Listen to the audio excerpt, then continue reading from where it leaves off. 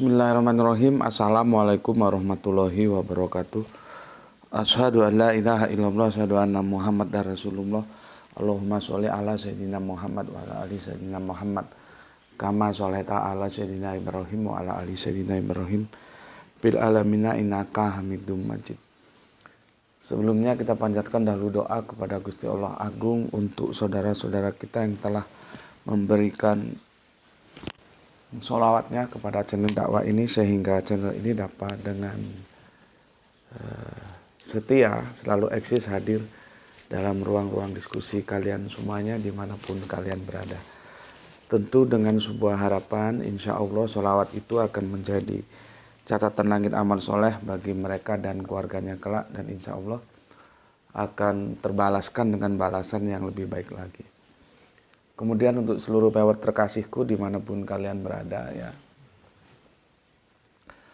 semoga selalu always dan tidak pernah never tetaplah bertumbuh menjadi pribadi yang anti skip dan anti download.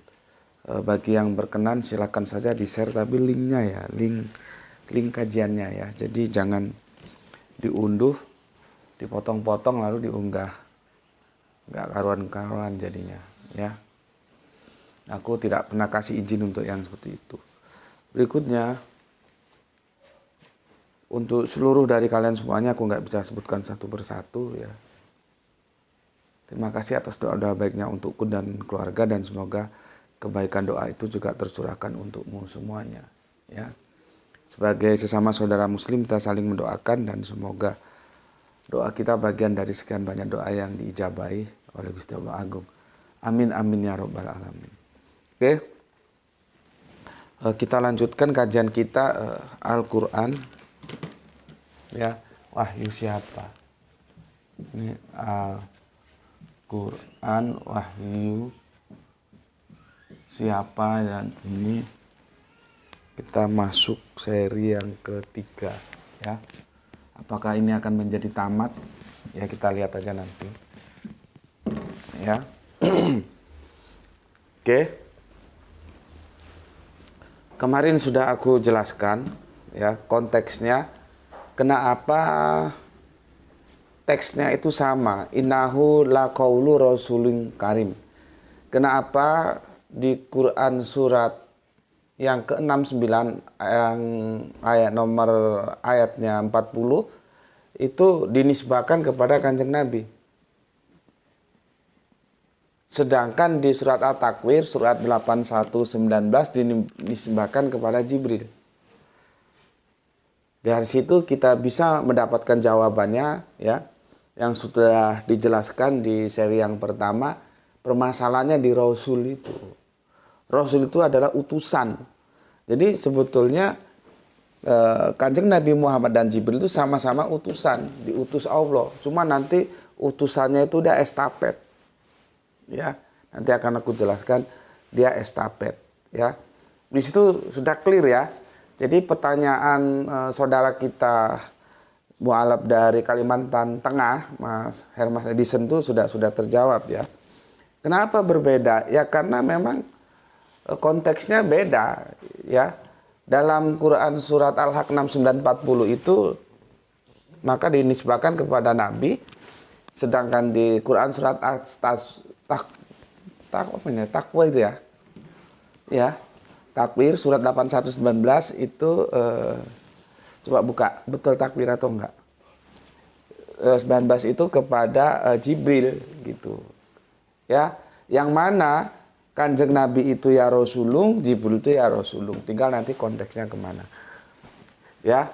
Jadi kalau sekedar menjawab apa yang ditanyakan oleh saudara kita Kang Mas Hermas Edison yang dari Kalimantan Tengah itu, yang mualaf itu sudah terjawab. Cuman kan tidak selesai sampai di situ. Ada pertanyaan lagi yang lebih krusial gitu loh. Makanya tajuknya Al-Quran itu wahyu siapa? Nah, sedangkan di sini dikatakan bahwa sesungguhnya itu domir itu kembali ke Al-Quran, benar-benar ucapan Kanjeng Nabi Muhammad yang mulia. Kalau ke sini dia ucapan Jibril yang mulia. Loh, katanya itu wahyu dari Allah, katanya itu 100% berasal dari Allah. Kok di sini disebut ucapannya Kanjeng Nabi Muhammad, ucapannya Jibril? Nah, sebetulnya yang krusial pertanyaannya yang harus dijawab adalah tentang itu, yang mulai seri ketiga ini coba akan kita bahas pelan-pelan. Ya.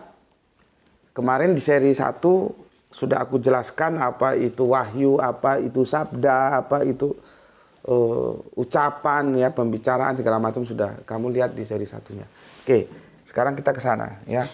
Jadi ini kita melangkah ke depan, ya. Kalau soal pertanyaannya sudah kita jawab, ya. Supaya nanti kamu kalau ditanya ngerti gitu loh. Loh, katanya Al-Qur'an itu wahyu dari Allah. Kenapa di situ kok ucapannya Nabi? Ya, karena wahyu itu ya ucapan juga. Ucapannya Jibril gitu, ya.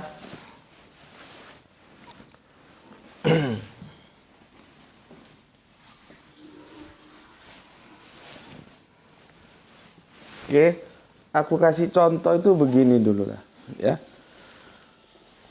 supaya kamu nanti ngerti untuk memberikan jawabannya. Kita buka surat Al-Fatihah aja lah, ya. Kamu buka surat Al-Fatihah.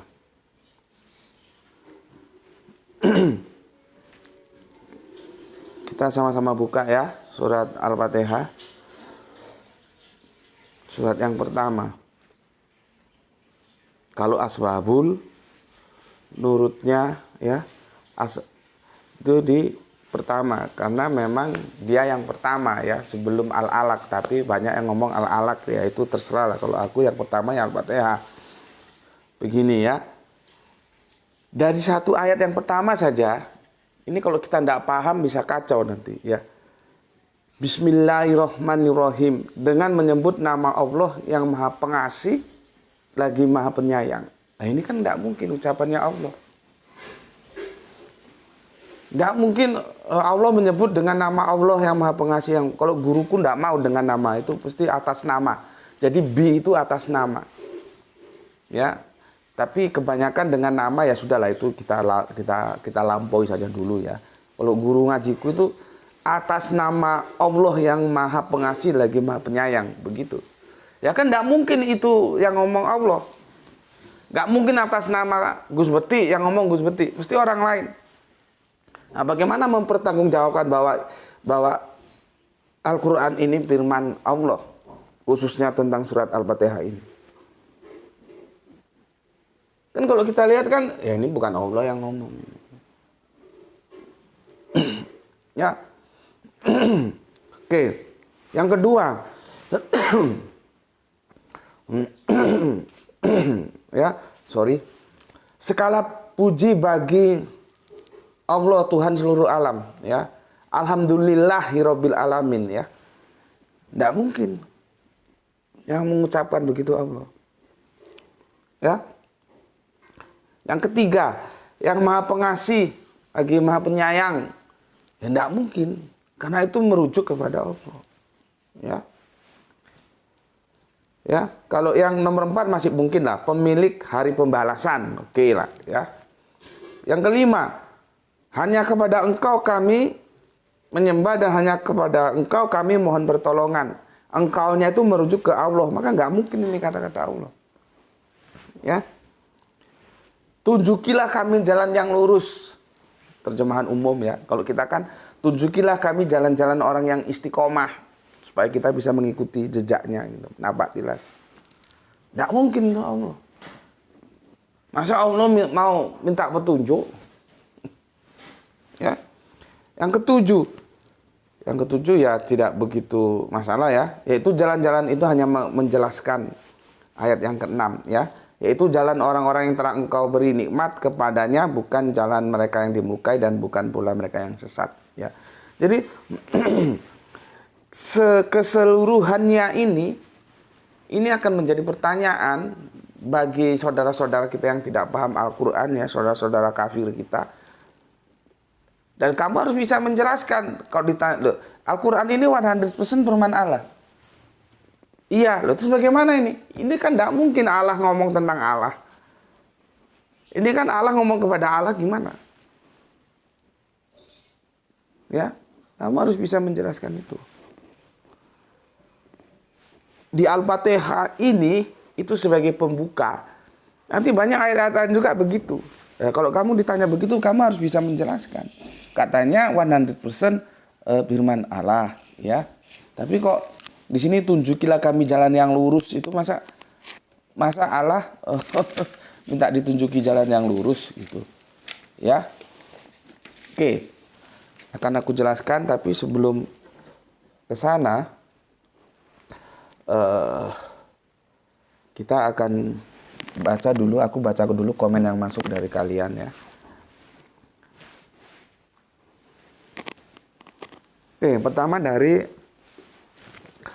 Soleha kita Gispati, alhamdulillah Palu hadir ngaji Tuan Guru, salam Isra dari Palu. Oke, matur thank you, terima kasih, salam Isra juga, dan terima kasih atas 3 merah hatinya ya. Kemudian ada ini yang merequest ya, Kang Hermas Edison. Assalamualaikum Gus. Waalaikumsalam. Terima kasih penjelasannya, tapi kajian 1 jam tidak terasa dan menunggu seri selanjutnya. Subhanallah. Ya, ya begitu, kalau orang Bugis cinta ilmu itu 1 jam tuh nggak kerasa. Ya. Sementara ada yang kok panjang sekali. Semoga Gus keluarga dan dalam rahman rahim Allah. Amin. Doa yang sama juga untukmu saudaraku ya. Semoga Kang Mas Hermas Edison dan bersama keluarganya selalu dalam rahman rahim Gusti Allah Agung ya. Salam Isra juga untuk semuanya yang ada di sana. Oke, matur thank you, terima kasih ya.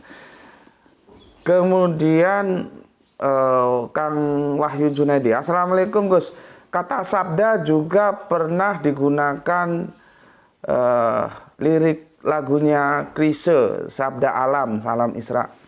Itu bahasa sastra, Mas, ya. Lah, makanya aku kapan-kapan aku akan mengulas bahwa salah satu yang menjadikan alat bantu aku memahami teks-teks, baik itu perjanjian terakhir, perjanjian baru, dan perjanjian lama, karena aku dulu waktu SMP nggak salah, aku belajar sastra. Itulah di surat ketiga ayat yang ke-7 kalau nggak salah itu, nanti mohon dicek lagi ya. Ada ayat-ayat mukamat dan mutasabihat. Yang mutasabihat itu yang perlu kecanggihan. Itu bisa memetakan bagaimana itu yang harafiah dan metafora itu harus jeli. Nggak bisa semua dipukul harafiah, nggak bisa semua dipukul metafora. Nah, pada saat-saat krusial seperti itu, aku merasa beruntung karena aku dulu belajar sastra. Ya, jadi kalau misalkan sabda alam, itu kan sastra. Lah alam itu yang punya siapa? Gitu loh. Jadi otak itu harus main juga. Ya, seperti mereka enggak mau menyebutnya sunatullah. Kalau kita kan sunatullah. Benda jatuh Cek itu sunatullah. Kalau mereka tidak mau hukum alam. Lah yang punya alam siapa? Jadi beda, kerangka berpikir orang kafir sama orang beriman itu beda. Sorry. Kalau kerangka berpikirmu sama dengan kerangka berpikir orang kafir, ngapain juga kamu beriman, ya kafir aja sekalian sana. Gitu loh. Justru kan kajian-kajianku itu sebetulnya tidak menawarkan kesimpulan. Kalian aku kasih kebebasan untuk menyimpulkan. Aku hanya menawarkan, menghamparkan roadmap, peta jalan, atau kerangka berpikirnya gini loh. Makanya kajian-kajian itu nggak bisa hanya dilihat sepotong-sepotong. Gitu. Lah kalau kerangka berpikirmu sama dengan kerangka berpikir orang kafir, ya mending kamu kafir aja sekalian gitu. Ngapain juga ngaku-ngaku beriman tapi kerangka berpikirnya itu kafir. Supaya kerangka berpikirnya itu beriman, tidak kafir, ya belajar, studi gitu loh ya. Jadi kita nanti tahu di mana itu bahasa sastra, mana tidak. Kita nggak akan mengatakan tuh hukum alam, ya. Itu sunatullah, karena alam itu ada yang punya. Sama dengan sabda alam. Iya, alam itu siapa yang punya? Paham ya? Oke. Kemudian Kang Mas Edi Margono, istilah sabda Pandita Ratu itu sudah lama Gus, ada juga sabda alam lagunya Chrisye. Ya, seperti sabda alam sudah aku jelaskan ya. Sabda Pandita Ratu itu sudah lama, Gus. Iya, aku tahu itu sudah lama. Sejak sampean belum lahir sudah ada istilah itu. Bapakku mengajarkan, aku ini lahir dan besar di Sumatera, tapi budaya Jawa itu selalu diajarkan sama aku. Kalau bapakku bilang itu bukan Sabda Pandita Ratu. Ya. Tapi bapakku selalu mengatakannya dengan diksi yang lain, itu geni. Jadi ucapannya raja itu hukum, maka dikatakanlah itu ludah geni api, ludah api. Gitu. Jadi kalau kamu ngomong Sabda Pandita Ratu sudah lama, Gus. Iya, kamu belum lahir, bapakmu belum lahir, itu sudah ada. Karena itu budaya bangsa kita dan kita sebagai Jawa itu sudah ada sejak dahulu kala. Itu ya. Jadi harus dibedakan. Aku bicara dalam konteks budaya atau konteks agama. Yang aku bilang kan aku merasa aneh itu dalam literasi umum, tidak masuk dalam konteks budaya.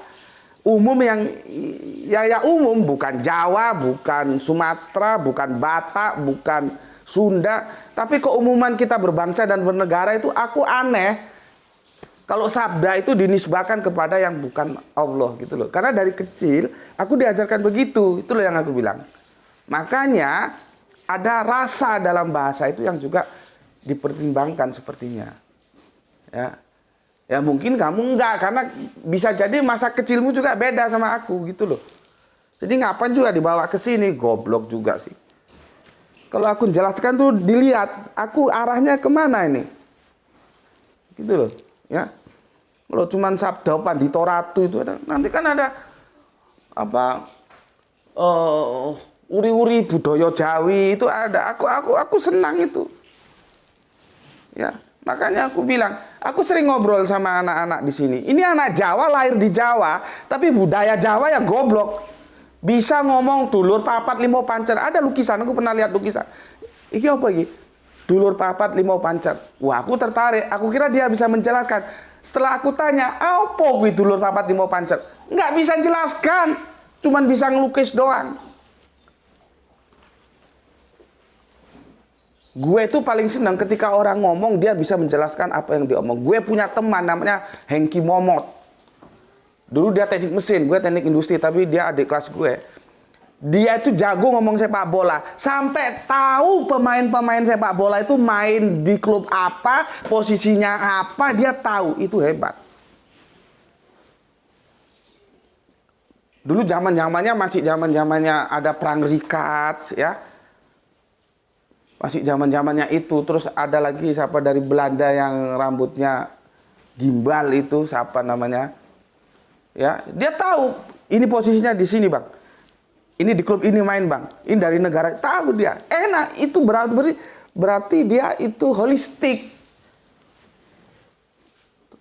Jangan sampai ngomong sepak bola tapi nggak bisa menjalankan. Seperti tadi, dia ngelukis dulur papat limau pancer. Ditanya, apa kuwi? Ora weruh. Nggak level loh aku sama yang begitu-begitu. Langsung tak lalui saja. Ya.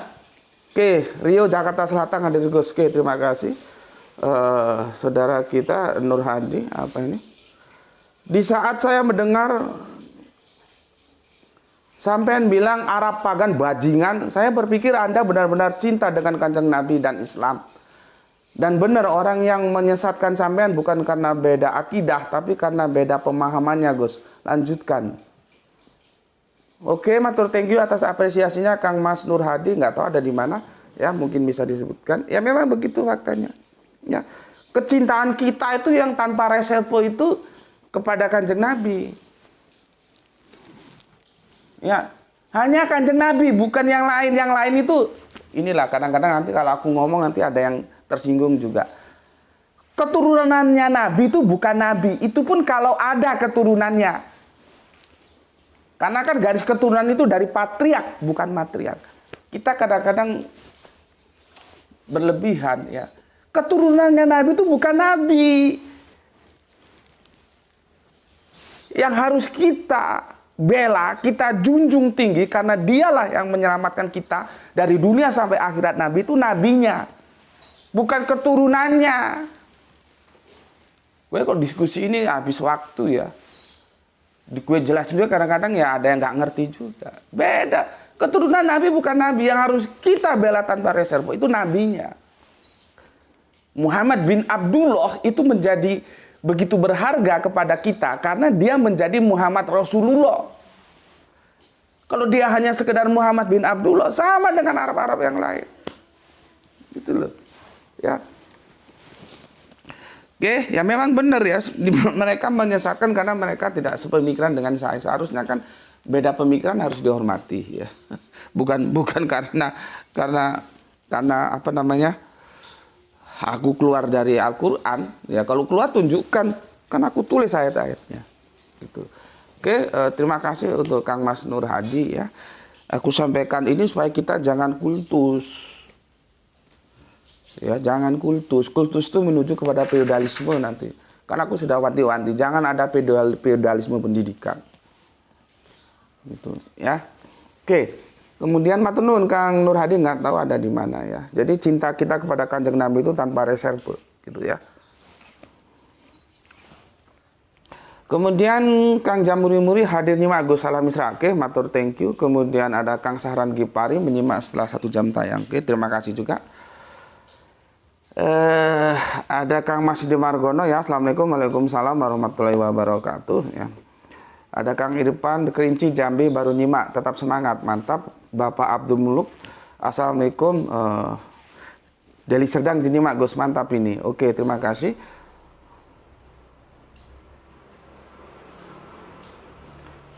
Mukidi, maaf Gus, request bahas surat Al-Ma'arij 40.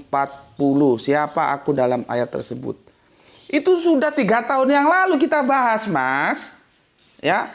Makanya teman-teman kan, jangankan teman-teman, orang setingkat ustadz, kiai aja, karena terjemahannya itu ada yang kacau itu. Terjemahan Depak itu ada 2, gamang dia. Ada yang A-nya 1 besar, ada terjemahan lain A-nya 1 kecil. Surat Al-Ma'arij 40 itu, ya kita harus tahu mana proper name, mana jabatan. Kuncinya di sana, ya. Si Rini tolong kamu bantu ini Kang Mas Mukidi ini. Dia baru masuk sepertinya ya. Maaf Gus, request bahas surat Al-Ma'arij 40. Siapa aku dalam ayat tersebut? Itu sudah kita bahas 2 atau 3 tahun yang lalu. Nanti tolong kamu carikan ini ya. Nanti Kang Mukidi bisa hubungan dengan Rini. Ya itu sudah 3 tahun yang lalu. Ya mungkin kamu baru di sini jadi belum tahu ya. Mungkin nanti Rini bantu ya. Carikan itu apa linknya itu. Sudah Mas, itu sudah kita bahas 3 tahun yang lalu ya. Memang itu juga kalau kalian nggak ngerti apa itu proper name, apa itu jabatan nama ya, nama jabatan hierarki, repot. Orang Depak aja menerjemahkan gamang kok. Oke, terima kasih Kang Mukidi, nggak tahu ada di mana ini ya, semoga betah ngaji di sini ya. Kemudian Kang Mas Wahyu Tujuh, assalamualaikum, berbes nyimak salam Isra. Oke, salam Isra juga untukmu. Kemudian assalamualaikum, waalaikumsalam ya Kang Mas Wahyu. Nggak ke Jakarta kan? Biasanya sering pergi Jakarta. Rini Demak hadir Agus. Terima kasih matur thank you. Itu ya Rini ya. Kang Mas Mukidi tolong dibantu carikan linknya tentang surat Al-Ma'arij 40 itu ya. Arif Musinin Tuban hadir Gus. Matur thank you. Gurem and Rukem, setuju komandan. Jadi orang sebaiknya jujur apa adanya. Jangan lihat siapa orangnya, tapi lihat apa yang diomongkan, daripada bicaranya halus tapi ternyata modus. Aduh. Oke, matur thank you. Terima kasih untuk Gurem and Rukem. Enggak, yang menarik ini di akhir kata ini ya. Bicaranya halus, nyatanya modus. Oh no, oke. Nus, matur thank you. Terima kasih Kang Mas Gurem Enuken dan salam mesra untukmu. Kita lanjutkan Kang Aljus Mas Duki hadir 10K. Oke, mantap. Ya, salam mesra untukmu. Ada ini jagoan kita dari Makassar. Coto Makassar. Sudah lama nggak ke Makassar aku. Nanti kalau Makassar mau mampir ke Jalan Gagak ya, di sana ada coto paling mantap. Maaf Gus, harus ganti akun lagi. Why? Kenapa ganti akun lagi ya? Makassar hadir lagi di YouTube. Oke, terima kasih atau thank you untuk Kang Mas Rasmin Asmat dan salam Isra untuk semua saudaraku yang ada di Makassar. Gue kalau coto Makassar tuh paling demen, tapi kalau palu basah gue nggak seneng. Nggak seneng gue nggak pernah makan itu. Ya, kalau coto Makassarnya gue paling asik. Ya, tapi yang di Jalan Gagak, kalau yang di lainnya gue nggak. Jalan Gagak itu masaknya nggak pakai LPG loh, masaknya pakai kayu. Dan aku sempat ngobrol itu, tungkunya itu matinya itu setahun cuma 2 kali, Idul Fitri sama Idul Adha. Kalau enggak itu 24 jam itu. Tungkunya nggak tahu, kayu dimasukin habis dimasukin gitu. Apa beda rasa ya masak dengan LPG sama dengan tungku dengan kayu ya? Nggak tahu aku.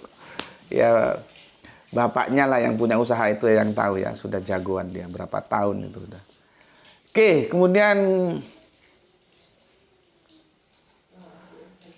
Andi Sandrina, ini cewek apa cowok ya? Wahyu dari malaikat Jibril. Jika betul itu malaikat Jibril, karena siapa yang bisa pastikan itu malaikat Jibril dan bukan yang lain gitu. Telat Mas. Telat ya. Ini Adenadon Asjukur 433 Yusuf 12 panjang banget ini ya. Tapi terima kasih atas komentarnya ya. Terima kasih. Oke. Aku sudah bacakan semua ya. Jadi aku ndak punya hutang sama kalian. Sekarang kita masuk ke sini. Ya, ini aku akan menjelaskan ada beberapa ayat untuk kamu supaya kita bisa masuk ya. Pertama aku akan jelaskan dari suratnya aja ya, surat 16. Kamu buka surat 16. Surat ke-16 ya, 16 ayatnya yang ke-98. Sorry, 9 makan ayat ini ya, Quran ya, Quran surat An-Nahl ya, surat yang ke-16 ini 98 sampai 102 ya. Lihat ini. Bismillahirrahmanirrahim. Maka apabila engkau, Kanjeng Nabi Muhammad, hendak membaca Al-Quran, mohonlah perlindungan kepada Allah dari setan yang terkutuk. Ya. Yang ke-99, sesungguhnya setan itu tidak akan berpengaruh terhadap orang-orang yang beriman dan bertawakal kepada Tuhan. Ya. Yang ke-100, pengaruhnya hanyalah terhadap orang-orang yang menjadikannya ya pemimpin terhadap orang-orang yang menyekutukan dengan Allah ya. Maksudnya setan-setan itu dijadikan pemimpin begitu ya. Yang ke-101, dan apabila kami menggantikan satu ayat dengan ayat yang lain ya, dan Allah lebih mengetahui apa yang diturunkannya, mereka berkata, sesungguhnya engkau hanya mengada-ada saja. Sebenarnya kebanyakan mereka tidak mengetahui. Jadi Kanjeng Nabi dituduh mengada-ada saja. Ya. Yang ke-102, katakanlah, Rohul Kudus, ya, yang kita sebut Jibril, menurunkan Al-Quran itu dari Tuhanmu, dari Rob, ya, dengan kebenaran untuk meneguhkan hati orang yang beriman ya, dan menjadi petunjuk ya dan kabar gembira. Ini ada apa? Busiro ya. Bagi orang-orang yang berserah diri ya, itu nanti kita jelaskan ya kajiannya lain. Yang aku mau tekankan di 102 itu adalah Jibril ya. Jibril. Jadi dari Allah, ini sebetulnya begini nih, ke Jibril. Kalau di sini dia pakai RK, Roh Kudus. Rohul Kudus. Yang kita mengenalnya Jibril. Nih ya. Jadi Al-Quran itu dari Allah ke Jibril. Ini dia. Bacanya harus dari 98 supaya nggak terpotong. Nanti konteksnya habisnya di 102. Ya. Oke. Terus kamu lihat surat 53. Nah ini mantap ini. Jadi kalau ada yang tanya tadi bagaimana memastikan Jibril, ya ini kamu baca ini. Ya. Sekarang surat 53. Ya. Surat 53, lihat ini. Ya, surat An-Najm ya, 1 sampai 5. Ya. Ini langkah pertama. Ya. Terus langkah kedua, Quran surat An-Najm surat 53 ayatnya 1 sampai 5. Ya, ini sudah kita dekonstruksi ya. Jadi jangan ngomong ini bukti Kanjeng Nabi Mi'raj naik ke atas. Ya. Bentar.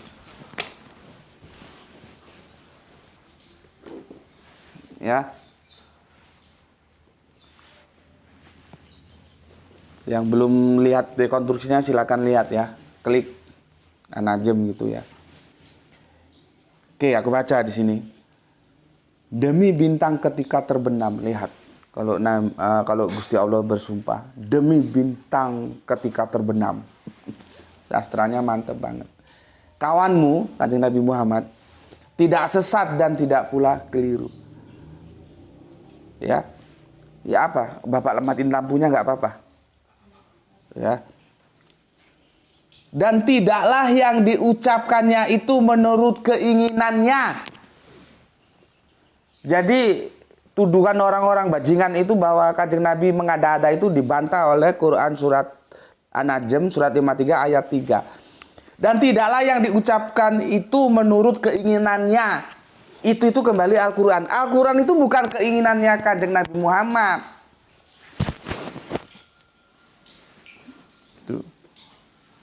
Ya, tidak lain ya, maksudnya merujuk Al-Quran adalah wahyu yang diwahyukan. Di sini sudah mulai terjawab kan, bahwa Al-Quran itu ucapan Nabi. Dia adalah wahyu yang diwahyukan. Siapa yang mewahyukan? Jibril. Jibril dari siapa? Dari Allah. Ya. Kita keempat ya. Nah ini yang kelima. Yang diajarkan kepadanya oleh yang sangat kuat. Kemarin sudah kita bahas ya. Malaikat sangat kuat. Bisa. Utusan juga bisa. Terlanjur konteksnya yang mana. Nah ini yang sangat kuat dimaksud di sini Jibril. Jadi yang mengajarkan Al-Quran itu adalah Jibril kepada Kanjeng Nabi Muhammad. Al-Quran itu adalah wahyu yang diwahyukan, bukan keinginannya Kanjeng Nabi Muhammad. Bukan Nabi Muhammad mengada-ada. Dari sini mulai terkuak. Berarti kalian sudah paham belum bahwa Al-Quran itu ya ucapannya Nabi. Gitu loh. Dia menjadi ucapan Nabi Al-Quran itu. Kalau belum paham juga di sini ikuti ya. Nanti kamu kalau sudah sampai mengerucut, insya Allah ini sudah setengah jam ini. Kameramennya mau berangkat sekolah, ya. Ya. Yang keenam sudah, sampai yang keenam saja sudah cukup itu ya. Nanti selanjutnya 6 sampai kelima saja cukup ya. 6, 7, 8 itu hanya nanti dia memperjelas saja. Tapi yang baku itu 1 sampai 5 ya. Poinnya di 5 ya, bahwa yang diajarkannya kepadanya oleh Jibril. Ini dia, Jibril ya. Rohul Kudus ya. Atau kalau kita sebut Jibril yang maha kuat kalau di sini ya. Jibril ya. Kepada siapa? Kanjeng Nabi Muhammad. Nih. Estafetnya itu begini. Ya. Sekarang kita buka surat 53. Ya. Enggak, ke 42 dulu. Tapi nanti dia enggak berurutan ya. Ke 35 dulu, 35 ya. 35. Mana ini? 35.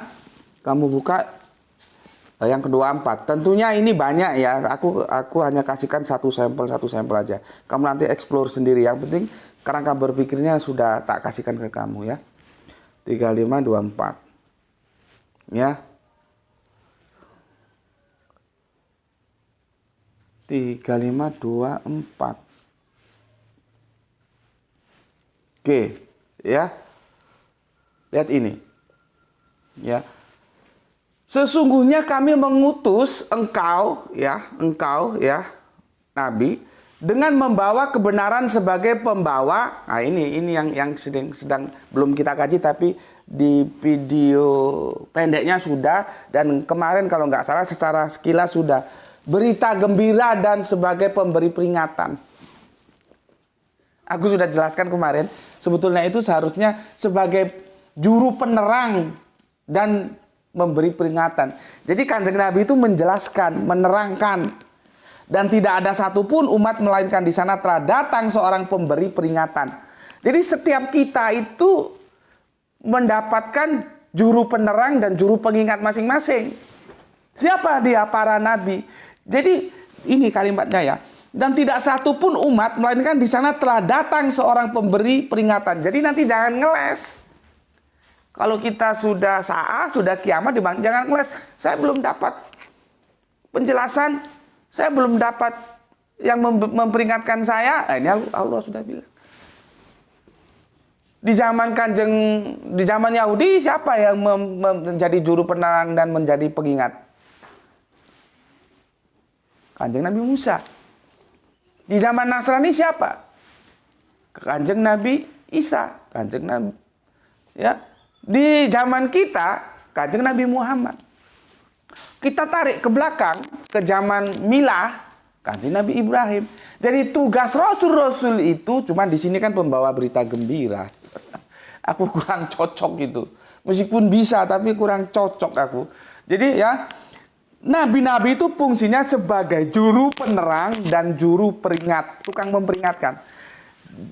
Juru penerang itu diterangkan, dijelaskan gitu loh. Ini boleh, ini tidak boleh. Ini baik, ini buruk. Jadi Al-Quran itu menjelaskan semuanya. Yang baik ya dijelaskan, yang buruk ya dijelaskan. Contohnya apa? Sodako dijelaskan, riba ya dijelaskan. Nanti baru dikasih yang kamu ikuti yang mana? Ya tentunya yang sodako, jangan yang riba. Nah, kalau kamu melanggar, kamu diperingatkan gitu loh. Itu tugasnya para nabi sejak dahulu kala hingga Kanjeng Nabi Muhammad. Ya. Jadi dengan apa? Menjelaskan, apa yang dijelaskan? Wahyu, Al-Quran. Setelah dijelaskan, nanti Kanjeng Nabi mengingatkan kita. Ya. Makanya di sini pemberi peringatan gitu ya. Itu ada di surat 35 ya.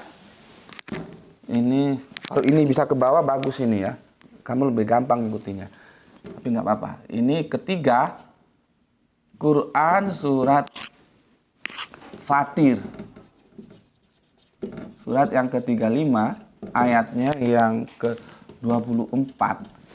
Jadi di sini ya.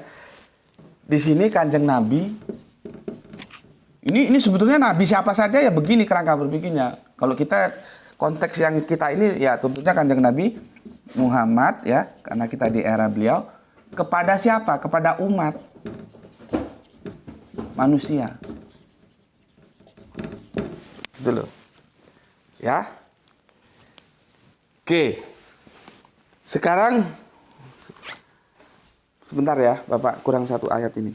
Sekarang kita ke 423. Ini soleha kecilku mau berangkat sekolah ini. 423 ya. Ini sebagai penutup aja ini ya. Ya. 42 itu surat Quran, surat Asy-Syura. Surat yang ke-433. Ya katanya. Demikianlah Allah yang Maha Perkasa, bijaksana memahyukan kepadamu, kepada Kanjeng Nabi Muhammad, dan kepada orang-orang sebelummu, sebelum kita. Demikianlah. Ya, demikianlah itu seperti apa? Seperti ini. Demikiannya itu seperti apa? Seperti ini, ya. Jadi metodologinya sama. Sama. Metodologi penurunan wahyu. Nah, itu ini nampak nggak di sini tuh? Ya, sama. Penurunan wahyu. Lihat di situ. Sama, nampak nggak? Penurunan wahyunya sama. Bagaimana metodologinya? Nih.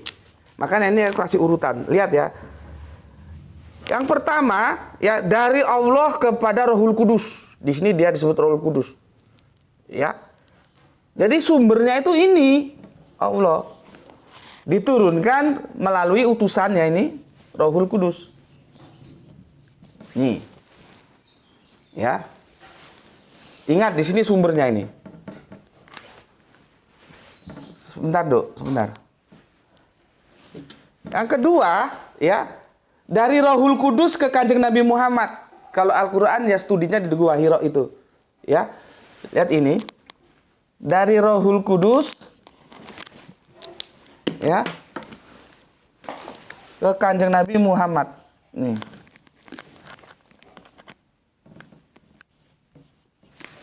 Nih.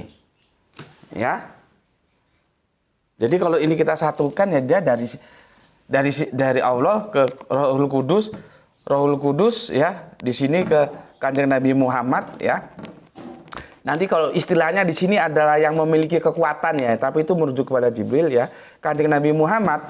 Ah di sini Kanjeng Nabi Muhammad ke kita umatnya. Itulah yang disampaikan bahwa metodologinya yang diterima ini sama kepada orang-orang sebelum kita dulu, kepada nabi-nabi dahulu metodologinya yang begini ini. Ya, sama, nggak ada perbedaan. Jadi bersumber dari satu yang Maha Agung itu Allah, ya. Rohul Kudus, ya, ke para nabi, Kanjeng Nabi Muhammad, ya. Dari nabi Kanjeng Nabi Muhammad ke umat. Umat dijelaskan di sini metodologinya sama. Nah, nanti ini waktunya nggak cukup, aku harus hantarkan sekolah. Bagaimana, ya, tapi aku kasih bocoran dulu. Ya, yang namanya Al-Quran itu yang memang harus menjadi ucapan kita. Itu loh ya. Tapi besok lah ya, karena waktunya nggak cukup, aku harus segera menyelesaikan karena sekecil mau sekolah. Tapi kamu pahami dulu ini ya. Step 1, step 2, step 3, dan step 4. Dan besok akan aku jelaskan bagaimana Al-Quran itu kok disebut ucapannya Nabi, Pertama ucapan Jibril, ucapan Nabi, dan nanti harus menjadi ucapan kita. Gitu loh ya. Oke, sampai di sini dulu ya. Aku ingatkan, belajar dan mengajarkan Al-Quran itu adalah sebuah keindahan, dan tetaplah dalam keindahan-keindahan yang ada ya. Jaga Allah, jaga Kanjeng Nabi, jaga Al-Quran, jaga Islam dalam hingga imanmu yang paling dalam ya, dalam hati.